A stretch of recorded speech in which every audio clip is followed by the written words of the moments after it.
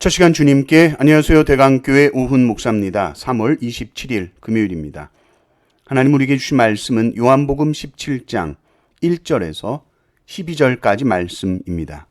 예수께서 이 말씀을 하시고 눈을 들어 하늘을 우러러 이르시되 아버지여, 때가 이르러 싸우니 아들을 영화롭게 하사 아들로 아버지를 영화롭게 하게 하옵소서. 아버지께서 아들에게 주신 모든 사람에게 영생을 주게 하시려고 만민을 다스리는 권세를 아들에게 주셨음이로소이다. 영생은 곧 유일하신 참 하나님과 그가 보내신 자 예수 그리스도를 아는 것이니이다. 아버지께서 내게 하라고 주신 일을 내가 이루어 아버지를 이 세상에서 영화롭게 하였사오니 아버지여, 창세전에 내가 아버지와 함께 가졌던 영화로서 지금도 아버지와 함께 나를 영화롭게 하옵소서. 세상 중에서 내게 주신 사람들에게 내가 아버지의 이름을 나타내었나이다. 그들은 아버지의 것이었는데 내게 주셨으며 그들은 아버지의 말씀을 지키었나이다. 지금 그들은 아버지께서 내게 주신 것이 다 아버지로부터 온 것인 줄 알았나이다. 나는 아버지께서 내게 주신 말씀들을 그들에게 주었사오며 그들은 이것을 받고 내가 아버지께로부터 나온 줄을 참으로 아오며 아버지께서 나를 보내신 줄도 믿었사옵나이다. 내가 그들을 위하여 비옵나니 내가 비옵는 것은 세상을 위함이 아니요 내게 주신 자들을 위함이니이다. 그들은 아버지의 것이로소이다.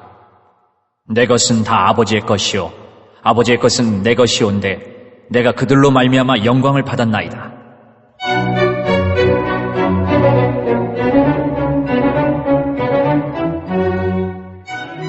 나는 세상에 더 있지 아니하오나 그들은 세상에 있사옵고 나는 아버지께로 가옵나니 거룩하신 아버지여, 내게 주신 아버지의 이름으로 그들을 보전하사 우리와 같이 그들도 하나가 되게 하옵소서.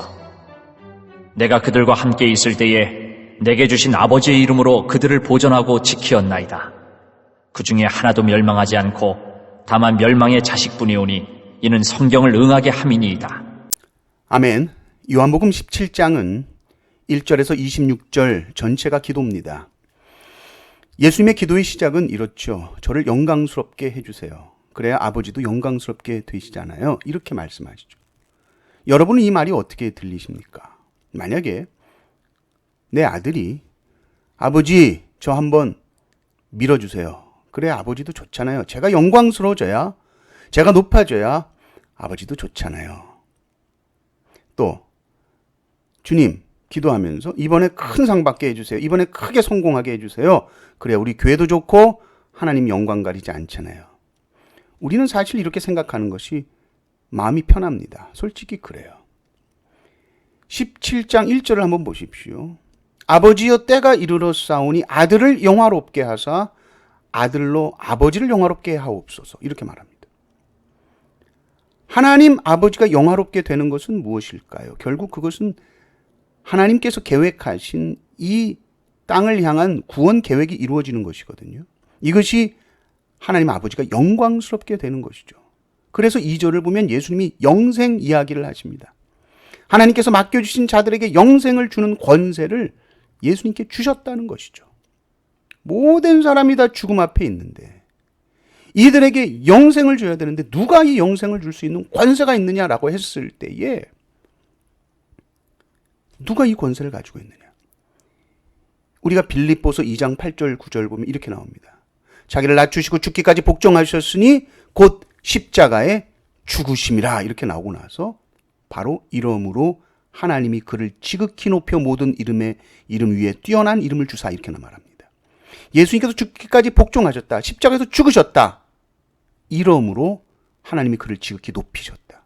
모든 이름 위에 뛰어난 이름을 주셨다. 이 권세를 주신 것이죠.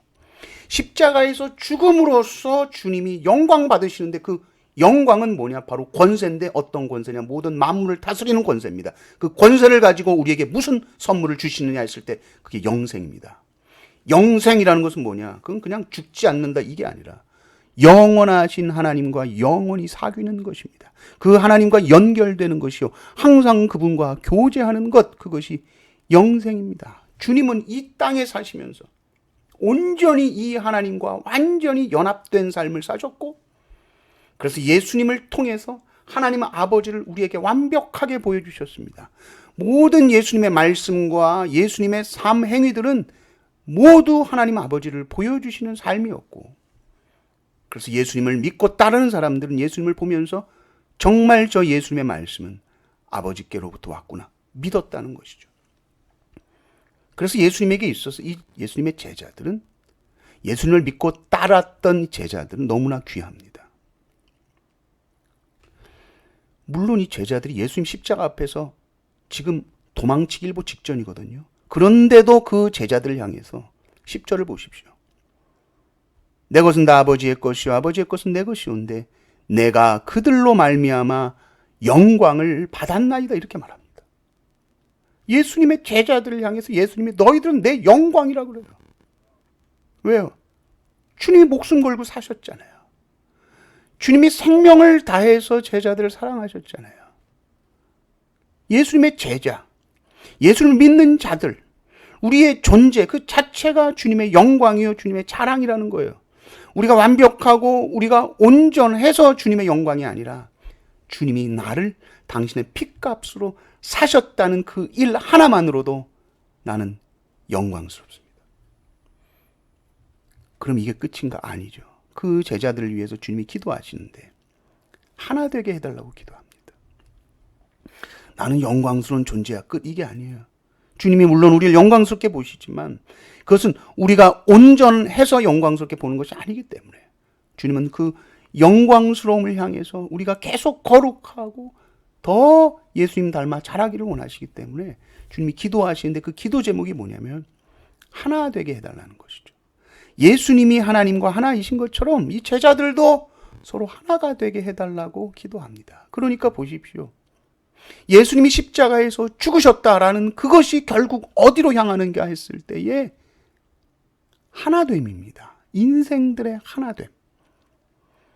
먼저는 하나님과 인간 사이에 단절된 관계를 하나로 만드시는 것이요, 하나님과 단절됨으로 인간 사이에 사라졌던 이 하나됨, 이 샬롬, 이 끊어져 버린 평안을 다시 회복해 하나 되게 하시기 위해서 십자가에서 죽으신 것입니다.